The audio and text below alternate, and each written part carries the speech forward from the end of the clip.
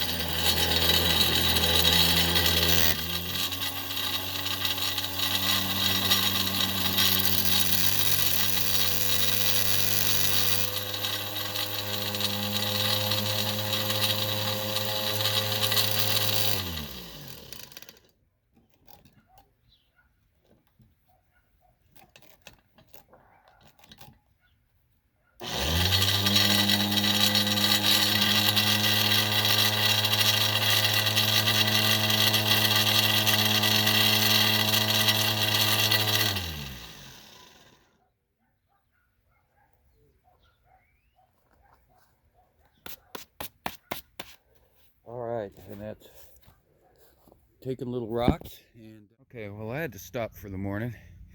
As you can see, the shackles that are inside the mill that actually beat against the rock, I finally beat through a shackle. So it's had a lot of good use. And now we're down to just 2 of the shackles in there that beat against the rock. So time to do a little bit of maintenance and get it back to where it belongs and working properly. That's how much rock I've got left. So I've probably crushed 3/4 of it this morning. And we've got it over here in the white bucket. It's just absolutely just like flour. So I'm excited. We're going to pan that out and see how we did with just that little bit of gold ore. It was probably maybe 20 pounds worth. So we'll see. All right, well, we're going to get ready to run our first pan here. I'm going to dump it in. You can see I've got a classifier in the top of the pan, so it takes out any bigger rocks or things that make it a little hard to pan. So I'm going to go ahead and fill up the pan here, and we'll get to doing a little bit of gold. I got it classified down, and you can see that made quite a bit of dirt for me to pan out. I got my setup here, got my gold pan, somewhere to pan, a little trough, and my chair sitting in the sunshine.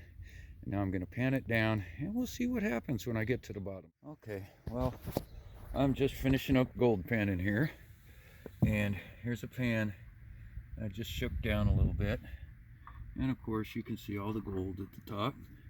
What we're getting is just flour gold, but I've already gotten most of the gold out and totally forgot that I was videoing, so there's a little bit that's left after I shook it down.